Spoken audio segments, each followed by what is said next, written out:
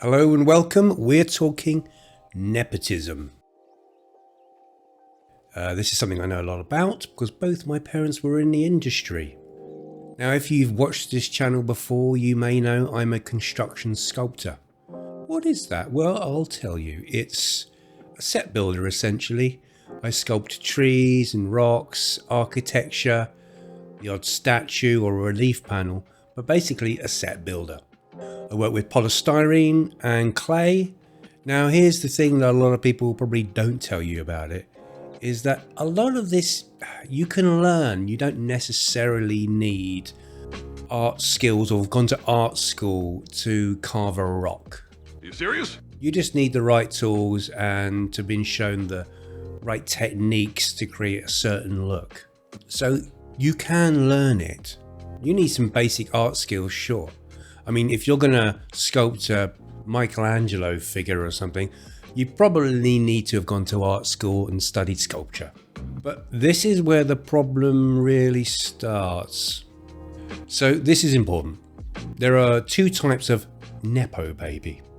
The first type, kids from families who actually have a clear idea of what they want to be. Let's say your dad is an art director and they're like, right, I want to be an art director too. So they go to college, they study technical drawing, theatre design, all the things associated with that career path. They study hard, put maximum effort into achieving their goal, and then their dad then helps them get their first foot through the door, and then they have to carry their own weight. They have to succeed on their own way. You have to know how to do technical drawing to become an art director. Now, that kind of nepotism, I haven't got a problem with. I really don't.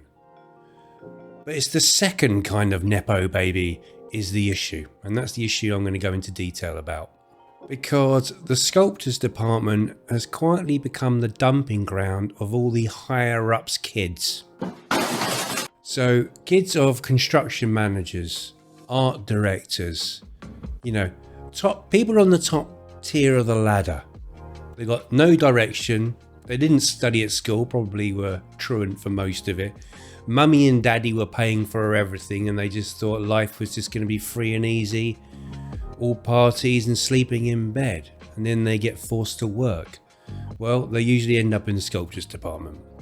I mean, they're the ones who turn up for work knowing that they can't get fired. They haven't got any drive to succeed or do a good job. Because unlike the art department or special effects or stunts, you can't just wing it in those jobs. You have to have studied. But in sculpting, you can be given other tasks. Tasks that don't expose how little you know. The sculptors department kind of fills up with wasters with connections. My disappointment is immeasurable. And my day is ruined. Here's the worst part. They don't just stay where they are. They get pushed up the ladder. And they get pushed up quicker than others who actually deserve it. And before you know it, they're your boss. They're on twice the money you're on. So someone may have done 20 years in the industry, from trainee, assistant, to sculptor, supervisor, etc. The higher up, the way you climb in a department. These guys are suddenly now they're running a department within 5 years with zero art skills. Come on now, dawg. Come on, man. The closest to art that they've ever got is sticking paper mache on a balloon and painting it pretty colours for Halloween at primary school. That's their art skill level. And now they're running the sculptors department on a movie. No skill, no experience, no real way of knowing how it all works. So here's the other flip side of that coin. These people are the worst to work for. They know they don't deserve to be there. They know they don't really actually have the skills. They didn't earn that position. And they're leapfrogging over people who have actually put in the hours and the training and the skill into the job. So what you're getting isn't leadership, it's insecurity.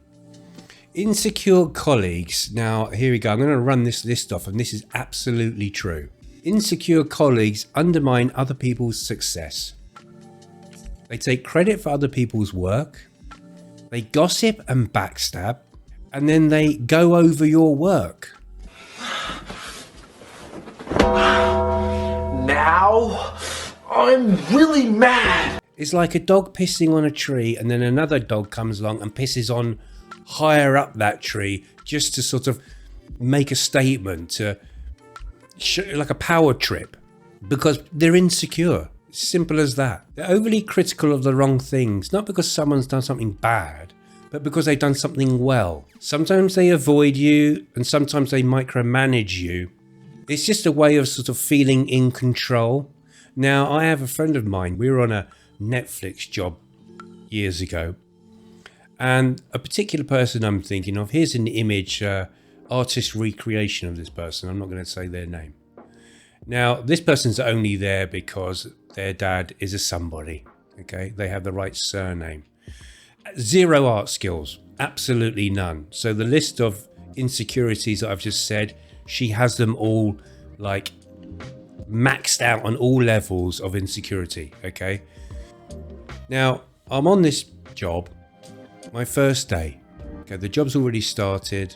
I come in and I see this amazing rock face that had been carved by a friend of mine, and he did a fantastic job. It looked great. He was away for a few days. The HOD picks up a claw hammer, goes over to it and starts bashing it and ripping out massive chunks, going, "Oh yeah, this is fucking what you need. Oh yeah, innit love, look, innit love, look," and whack, whack, whack, whack, chunks, poly flying everywhere. And I'm looking at it thinking, what are you doing? No, oh no, no. Next day, he sees me, he says, "Joel, how you doing? What's happened to my rock face? What's happened to it?" So she thought it'd look better if she took a hammer to it.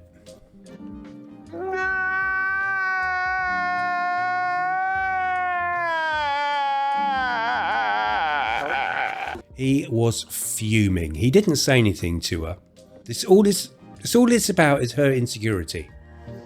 And I felt for him. In fact, she did it to me on the same job about 2 months later. Now I'm copying reference photos. They say, this is what we want. I'm looking at it. Okay. Doing what the picture says. Okay. She comes over, whack, whack, whack, whack, poly flying again, everywhere, completely destroys it.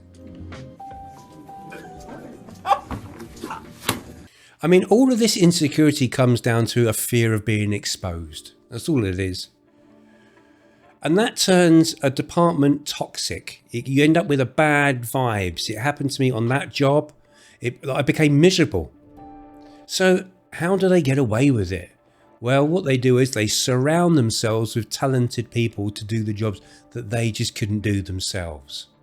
So if you have a beautiful Michelangelo figure that comes along, you know, for example, this woman, she wouldn't do it herself.